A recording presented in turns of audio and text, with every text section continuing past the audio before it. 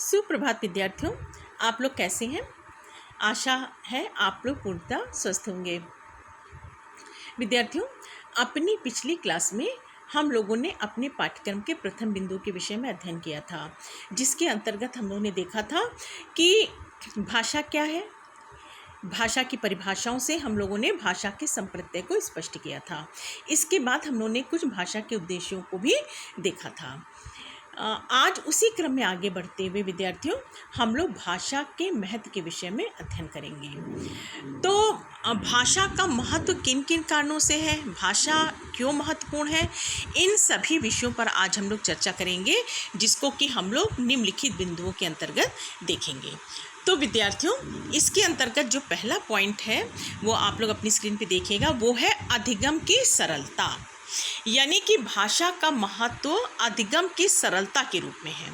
यानी कि जो प्रारंभिक स्तर पे बालक जो कुछ भी अधिगम करता है, ठीक है, वो मौखिक रूप में ही करता है। तो जो मौखिक रूप में वो जो अधिगम करता है या जो वो सीखता है, ग्रहण करता है, वो उसका अधिगम स्थायी भी होता है। तो इस प्रकार से भाषा जो है वो अधिगम को सरल और सहज रूप प्रदान करती है, इसलिए ये महत्वपूर्ण है। इसके बाद दूसरा पॉइंट, अनुकरण एवं अभ्यास। विद्यार्थियों, जैसा अभी हमने आपसे चर्चा की कि भाषा जो है अनुकरण के द्वारा सीखी जाती है, मतलब मैक्सिमम जो भाषा का ज्ञान वो अनुकरण के द्वारा ही प्राप्त हो जाता है। जैसे कि जब बालक अपने जब बालक शिशु काल में होता है, छोटा होता है, तो आप देखिए घर में भी है ना, अपने आस पड़ोस में भी जिन लोगों के संपर्क में आता है, उनका अनुकरण करके वो भाषा को सीख जाता है ना। भाषा कोई नहीं, बहुत सी अन्य बातों का भी वो अनुकरण करके उसे वो सीख जाता है। और फिर जिसका वो अनुकरण करता है, चाहे वो उनकी भाषा बोली का करता हो या उनके आचार व्यवहार का करता हो, फिर उसका वो आके अभ्यास भी करता है। आपने बच्चों की टेंडेंसी देखी होगी विद्यार्थियों कि वो जो कुछ भी अनुकरण करते हैं उसको बार बार वो बोलते हैं, यानी कि उसका वो अभ्यास करते हैं। तो इस दृष्टि से भी भाषा अत्यधिक महत्वपूर्ण है। फिर हमारा जो नेक्स्ट पॉइंट है तीसरा, वो है विद्यार्थियों विचार अभिव्यक्ति एवं भाव अभिव्यक्ति का अवसर प्रदान करती है भाषा। कैसे कि जैसा अभी हम लोगों ने पिछले क्लास में भी चर्चा की थी कि भाषा जो है वो हमारी विचारों को, भावों को, है ना, संवेगों को व्यक्त करने का एक सशक्त माध्यम है। तो भाषा से मानव अपने विचारों का अभिव्यक्तिकरण करता है, ठीक है, साथ ही साथ वो भावों को भी प्रकट करने में समर्थ होता है। जैसे मान लीजिए कोई व्यक्ति है, उसके अंतर्गत उसके मन में तरह तरह के विचार आ रहे हैं और वो उन विचारों को अभिव्यक्त करना चाहता है, ठीक है, और प्रकट करना भी चाहिए। तो उनके प्रकटीकरण के लिए वो भाषा का क्या करता है, सहारा लेता है और अपने भावों को भी वो भाषा के द्वारा आसानी से व्यक्त कर देता है। मान लीजिए हमें आपके प्रति या जो है क्रोध का भाव व्यक्त करना है ना, या करुणा का भाव व्यक्त करना है, तो भी हम क्या करेंगे, हम भाषा का सहारा लेंगे और इस प्रकार से अपने भावों और विचारों को अभिव्यक्त करेंगे, ठीक है। नेक्स्ट है रुचि जागृत होना। रुचि जागृत होने से सेंस ये कि भाषा इसलिए इस दृष्टि से कैसे महत्वपूर्ण है कि जैसे आप देखिए जब क्लास में बालक, कभी कभी ऐसा होता है कि बालक जो है वो शिक्षण में रुचि नहीं लेते हैं। तो ऐसी स्थिति में जब शिक्षक कोई मौखिक रूप से कार्य कराता है ना, या कोई मौखिक शिक्षण देता है, तो विद्यार्थी क्या करते हैं, उनमें रुचि लेने लगते हैं।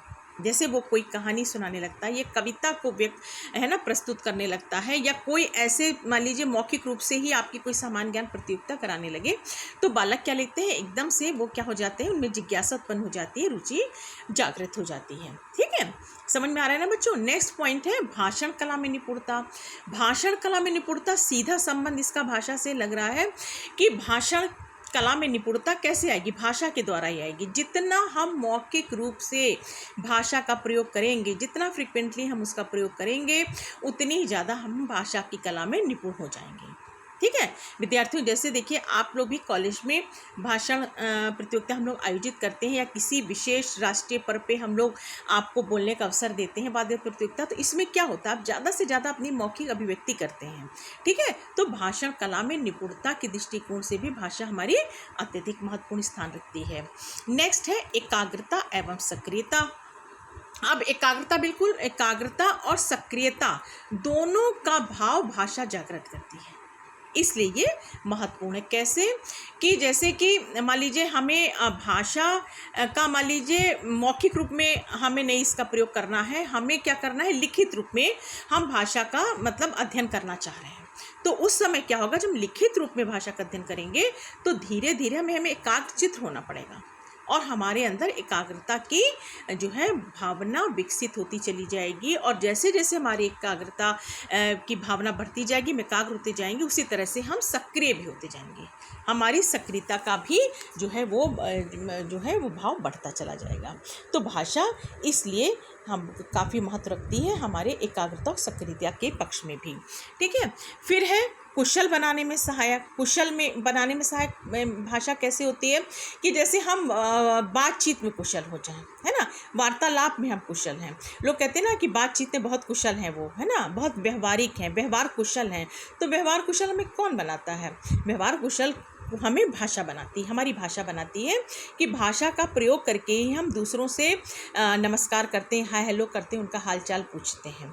ठीक है, तो हमें इस दृष्टि से हमारे लिए भाषा बहुत महत्व रखती है कि हम जो है कुशल बनते हैं, है ना, मतलब बोलने में भी और व्यवहार में भी, अन्य दृष्टियों से भी ये हमें कुशल बनाती है। ठीक, फिर है स्पष्टीकरण में सहायक। स्पष्टीकरण में सहायक कैसे कि जैसे हमारा जो मौखिक अभिव्यक्तिकरण है वो जो है भाषा के माध्यम से जो होता है, वो जितना ज़्यादा हम करते हैं उतना हमारे भाषा में और उच्चारण में स्पष्टता आती है।